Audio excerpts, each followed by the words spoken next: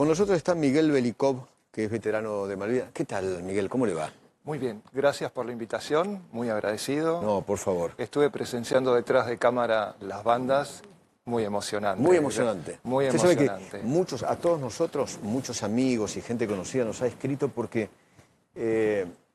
las marchas militares despiertan distintos sentimientos, ¿no? Que vienen desde la infancia, desde el colegio. Yo le voy a confesar algo para poner un poco en contexto también mi historia. Yo soy egresado del Liceo Militar, lo cual también es un orgullo porque tengo muchos compañeros que han participado del conflicto de Malvinas, lo cual también me honra. Claro. Pero ya desde chiquito, de los 13 años, ya vivía escuchando marchas militares. Claro. Y después la Escuela Nacional de Náutica, que es donde hice mi estudio profesional. Sí. Y hoy usted es profesor allí en la Escuela Nacional de Náutica, Exactamente. ¿No? Usted lo ha dicho. Lo que es su historia, ¿no? Que empieza como cadete, estudia ahí y ahora es profesor de ahí. ¿No? Mire, es un honor terminar en donde uno empezó. Claro. O sea, no tiene nombre eso. Claro, realmente obviamente. Para mí es una satisfacción cada vez que voy a la escuela, voy con ganas. Claro. Y claro. Es su casa. Fue su casa de chico, tal es su cual. casa Y de terminar grande. de donde empecé me llena de orgullo, de satisfacción. Son un montón de sensaciones que uno a veces le resulta difícil de describir. Ok. 2 de abril del 82. Sí. ¿Dónde estaba? ¿Cómo recuerda ese día? Bien, 2 de abril del 82, yo era cadete de la Escuela Nacional de Náutica. ¿Edad? 21. Mamma mía. Efectuando el último curso, ya estaba en la práctica, digamos, ¿no es cierto? O sea, terminando la práctica yo me recibía. Estaba en viaje, de vuelta, estaba en la empresa Elma, en el buque Formosa, y estaba de viaje retornando de Estados Unidos. Viaje comercial, civil, o sea, sin armas, era completamente civil. Llegamos a Buenos Aires, descargamos, y ahí empezamos a cargar todos los materiales que fuimos transportados a Islas Malvinas. ¿Dónde? ¿Dónde estuvo destinado? ¿Cómo? En Islas Malvinas el buque estuvo exactamente en Puerto Argentino. ¿En qué buque? Es un... Formosa. Ah, ok. O sea, uno de los buques mercantes. Tal cual. Okay. Que pertenecía a la empresa Elma. Okay. En aquel entonces 60 buques tenía la empresa, una gran empresa acá en Argentina. ¿Y la Marina Mercante se encargó de qué en el conflicto? Básicamente de la tarea logística. Ok. Yo le puedo explicar nosotros qué hemos llevado. Claro. Nosotros llevamos cerca de 4.500 toneladas de armamento, combustible de aviación, pistas de aluminio para pistas aéreas de aluminio, toda clase de productos. El buque realmente es un buque de 160 metros, grande, para aquel entonces un buque importante. Enorme, sí. Y los primeros días estuvimos fondeados en una bahía. ¿Por qué? Porque el buque no daba para entrar a Puerto Argentino. Puerto Argentino no podía recibir ese tipo de barco porque teníamos gran calado, que es la profundidad que tenemos debajo del agua. Claro. No teníamos a quien descargar, no había estibadores. Por lo que quien hizo la tarea de estiba fue la tripulación misma. ¿A quién? A buques pequeños que habían sido incautados a la Armada, a los ingleses, perdón. Okay. Una tarea, digamos, impresionante, porque no Ustedes había no un están preparados avance, para eso. no Claro. estaba preparada la historia para ese tipo de logística.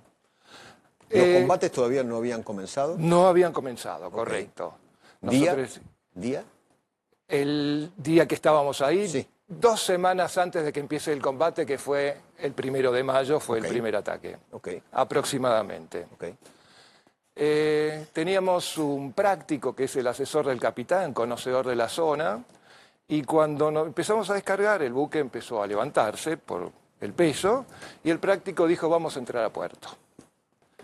De hecho, entramos a puerto, y ahí nos encontramos con otros problemas. El buque tenía 5 bodegas, que son los espacios destinados a la carga. Y el muelle de Puerto Argentino, en aquel entonces, era muy pequeño, por lo que, digamos, el buque no estaba completamente en el muelle, sino que una sola bodega. Le sobraba mucho. Tanto a proa como a popa, para hablar en términos normales, adelante como atrás. Por lo que la carga estuvo muy dificultosa. Teníamos tambores de combustible aéreo en proa, los que había rodarlos y descargarlos. contenedores, los cuales el muelle era de madera. Mamma mía. Y los contenedores tenían aproximadamente 20 toneladas, por lo que el muelle no los resistía. Había que armar pista de aluminio para repartir el peso. Bueno, estuvimos descargando unos cuantos días ahí y completando la misión encomendada. ¿Y los atacaron en algún momento? ¿Después de los primeros días de mayo? El 1 de mayo, nosotros el 30 de abril terminamos la descarga. Tuvimos que salir a fondear muy cerca del aeropuerto, 1 milla, que son aproximadamente 2 kilómetros. ¿Por qué? Porque teníamos que lastrar una bodega. ¿Qué significa? Teníamos que ponerle agua por un tema de estabilidad, aproximadamente 4.000 toneladas. Eso fue a medianoche del 30 de abril. A las 5 de la mañana empezamos a escuchar ya los primeros proyectiles que pasaron los aviones Vulcan, sobrevolaron, fuera muy de madrugada, oscuro, pero se sentía el ruido impresionante, los proyectiles trazadores, ya estábamos un poco nerviosos porque no estábamos preparados para eso nosotros. Ustedes no son soldados. Completamente no son civiles. de la Armada. No teníamos armamento a bordo, sí. nada. Bien, eso fue alrededor de las 5 de la mañana.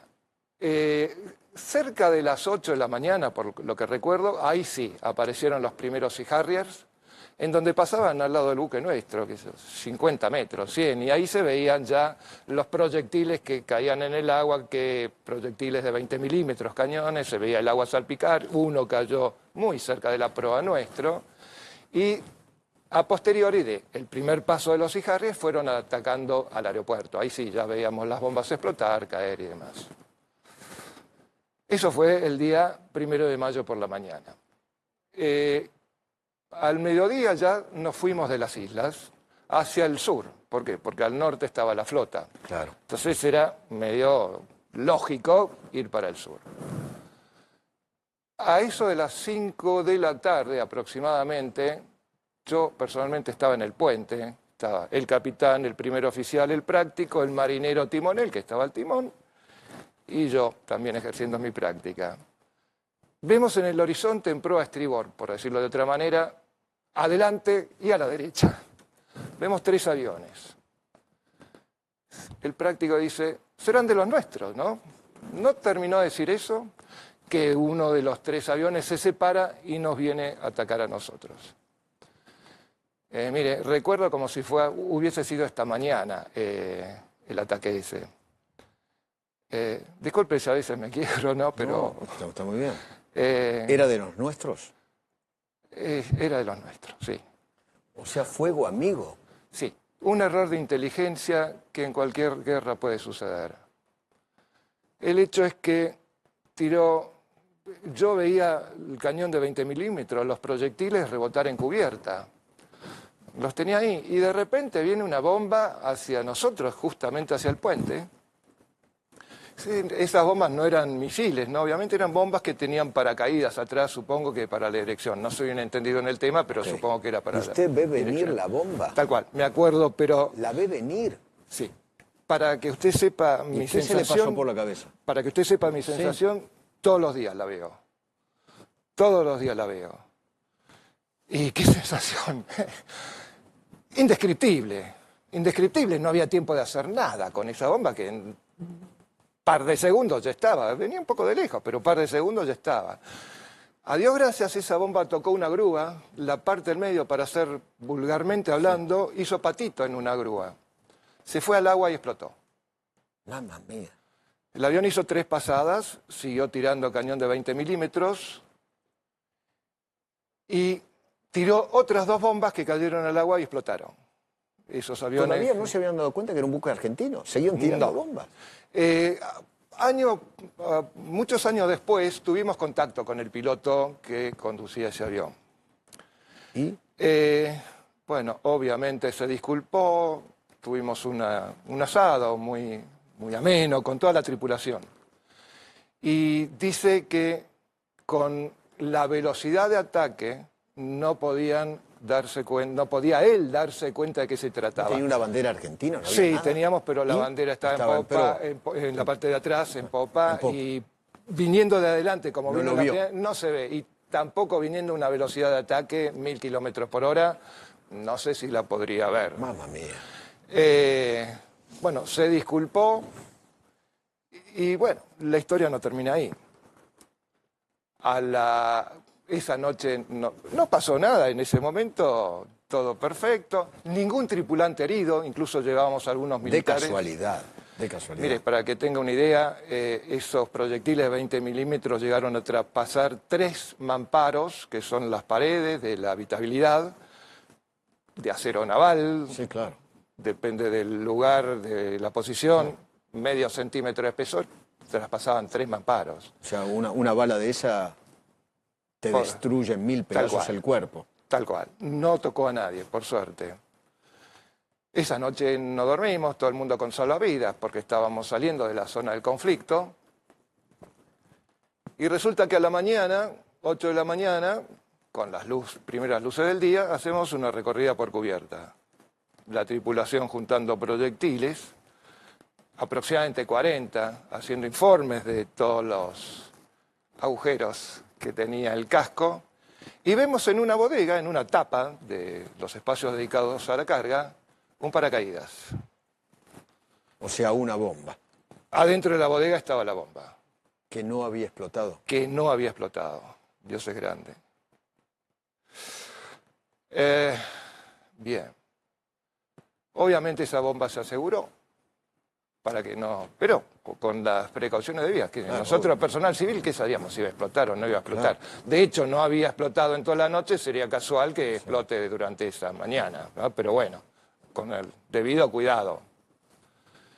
Y bueno, ahí quedamos con la bomba y nos dirigimos a San Sebastián para que vengan técnicos de Fuerza Aérea y pueda Ok, verificarla. ¿y los enemigos los volvieron a atacar o nunca más? No, Así nunca que más. esa vez salió ileso usted de casualidad. Toda la tripulación. tripulación Claro. salió ilesa, Obviamente. de casualidad. Alguien me obviamente. cuenta que un hermano suyo estaba en el Belgrano. Bien, eso venía el segundo capítulo. Sí.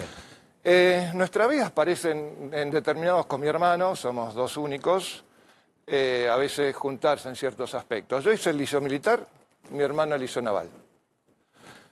Él entró a la escuela naval y yo entré a la escuela de náutica. Él tripuló el crucero Belgrano y yo tripulé el Formosa.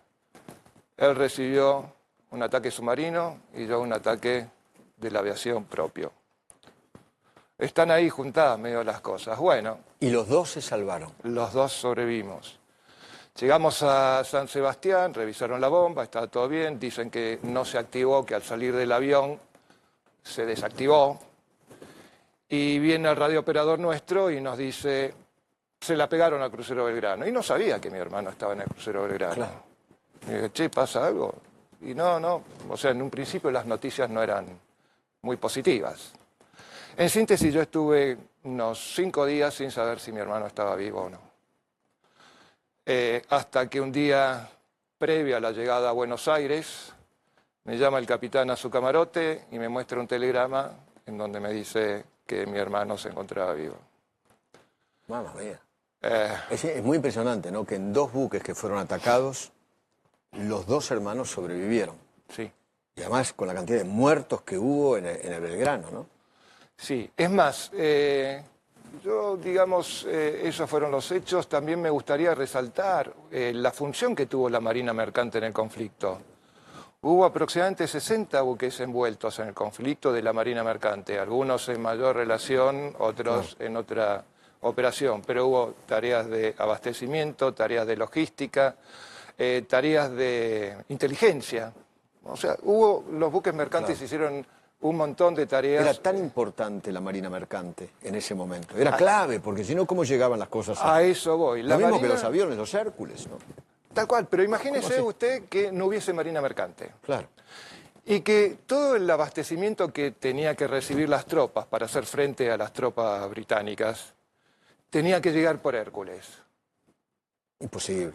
¿Cuánto tiempo tardaría? Desconozco cuánto puede cargar un Hércules, pero sí puedo decirle cuánto puede cargar un barco. Claro.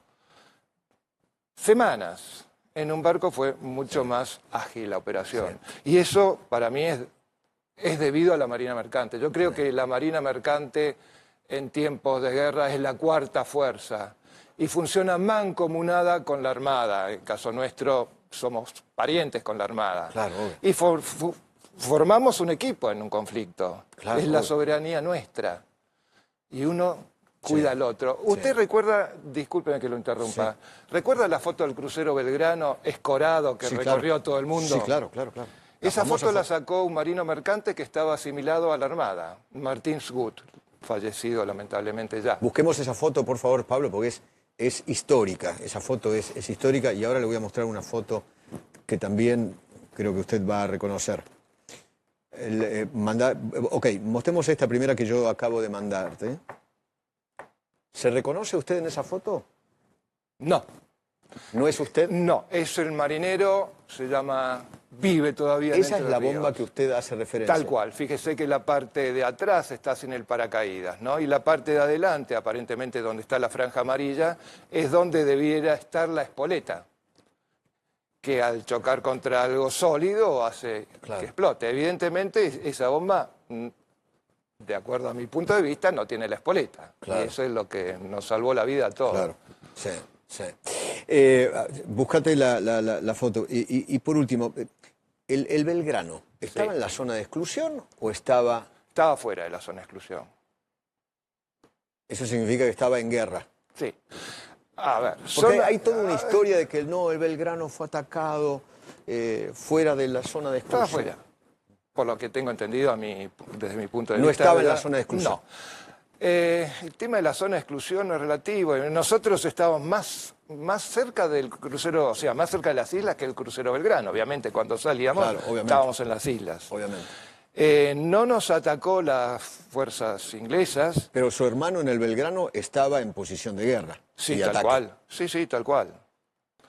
Es más, él estaba despierto cuando recibieron los torpedos. Tengo entendido que fueron 2. Sí. Sí. Uno que pega en el centro. Mire, ahí está el buque escorándose. Tal Esa cual. foto. Esa la saca- foto la saca un marino mercante que se había asimilado a la Armada en parte, básicamente la parte de navegación, ¿no? Qué increíble. Y bueno, mi hermano también estuvo cerca de 48 horas en las balsas. balsas. Sí, sí. En una de esas tantas balsas. Exactamente. Eh. Viendo colegas de él morir a su lado.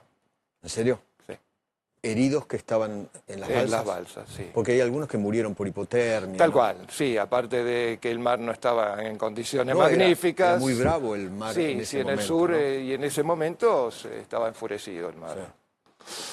Esa es un poco mi historia. Tremendo. Me espera un minuto. Tengo en línea a Raúl Porchetto, que es músico y compositor argentino, lo debe usted conocer Sí. muchísimo, obviamente, que estuvo en la vigilia en la Plaza Unión. Raúl, ¿qué tal? ¿Cómo va? ¿Qué tal? Buenas tardes. ¿Qué tal, Eduardo? ¿Cómo estás? Gracias por atendernos. Bueno, Por favor. ¿cómo viviste esa vigilia y cómo vivís este día 2 de abril? Bueno, todos los 2 de abril son muy especiales desde el principio, desde el primer 2 de abril, porque no creo en guerras. Entonces, para mí era un manotazo de ahogado de una dictadura Totalmente. que se venía a pedazos. Y como bien decías al principio del programa, le dieron la espalda todo el tiempo. Entonces, yo recuerdo haber escrito, yo no pude sacar, yo había compuesto Reina Madre en plena guerra, pero la tuve prohibida, recién en democracia pude sacar el álbum, pero también había hecho un tema apenas comenzó la democracia, que era Este hermanito a casa volvió, que hablaba de cómo se veía con la cabeza rapada, sin dinero en los bolsillos, la juventud pisoteada. Este hermanito a casa volvió.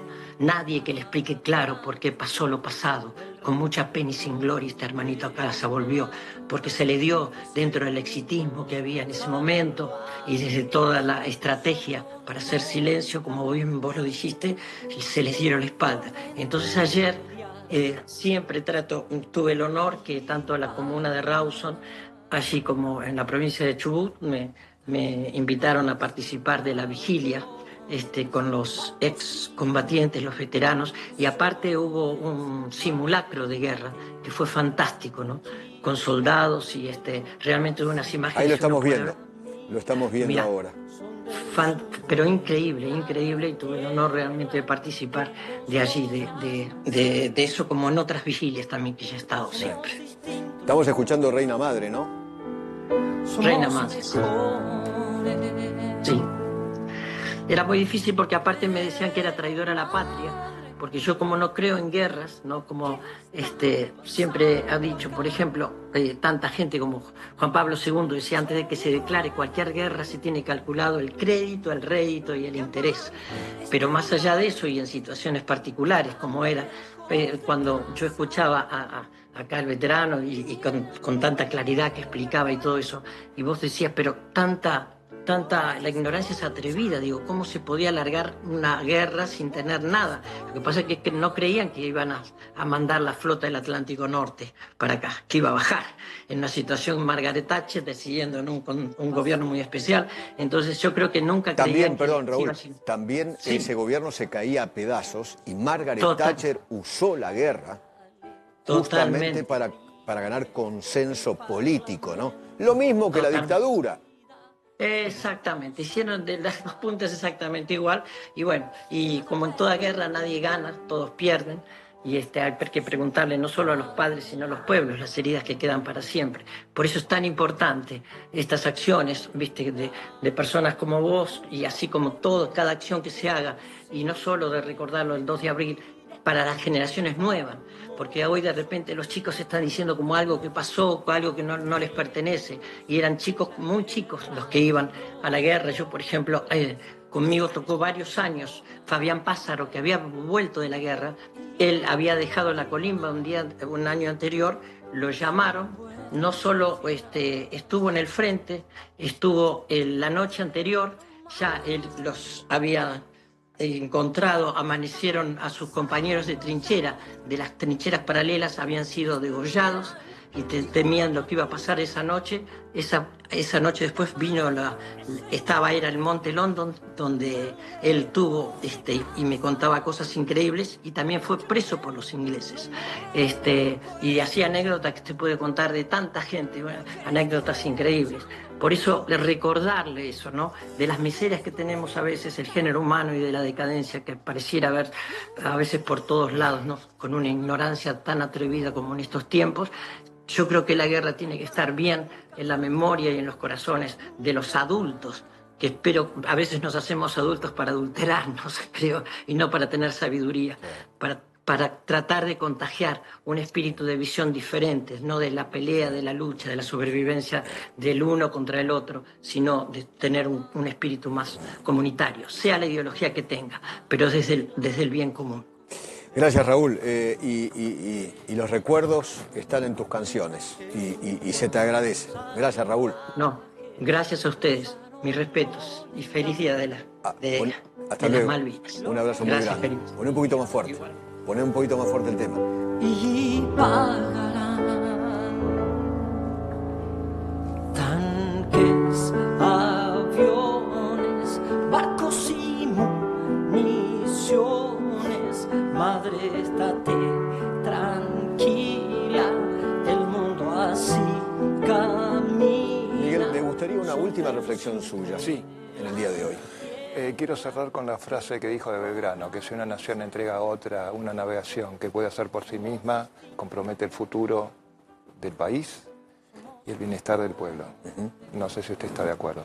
Sí, totalmente de acuerdo. Lo está diciendo por las últimas resoluciones del gobierno sobre el tema. Por las que están por salir, que todavía no salieron. Sí, yo sé que escuché la conversación con Tirabassi, el jefe del Centro de Capitanes, y bueno, me tiraron líneas, pero no quiero entrar mucho en política. Creo que con eso... No, pero ¿qué le diría, por ejemplo, a Sturzenegger, si nos está viendo, sobre el tema de la Marina Mercante? Que se junte a hablar, porque no se ha reunido con los gremios, o sea, no ha escuchado otras palabras. Si me lo quiere preguntar, estoy dispuesto, no sé si corresponde o no. Usted es el dueño del circo. No, dígalo. Sí. ¿Qué le diría? Yo le diría que hable con la gente involucrada en el tema, no solo con los marinos mercantes, sino con los armadores, con toda la gente involucrada en el comercio marítimo. Porque yo creo que una nación que no tiene marina mercante pierde su soberanía. De hecho, miremos el mundo, 131 países defienden sus navegaciones fluviales y las protegen. ¿por qué nosotros no lo íbamos a hacer? Los costos no están dados por los operativos, sino está dado por la ley de la oferta y la demanda, está dado por la infraestructura, por los impuestos aduaneros, por muchas cosas. Yo creería que debiéramos atacar eso, curar la enfermedad, no digamos, no me sale el dicho ahora, pero había uno que hay que atacar, digamos, de rabo las cosas y no yendo a lo que no tiene que ver. Yo le diría eso, básicamente. Tendría más para contar. Ojalá lo haya escuchado y los llame, ¿no? Lo básico es escuchar a las partes. Escuchar a las partes. Y aquellos que son expertos en marina mercante, ¿no? Básicamente. Le agradezco muchísimo, Miguel. Fue un gusto conocerlo. Igualmente. Para mí es un orgullo. Usted es uno de los tantos veteranos de guerra y héroes de Malvinas. Para mí. Le agradezco. Para mí es un honor, una satisfacción haber sido invitado acá y poder contar en realidad la historia de mi hermano y mía, y también que se conozca un poco más de la marina mercante. Totalmente. Que mucha gente no conoce. Le agradezco mucho, Miguel. A Gracias. usted. Muchas gracias.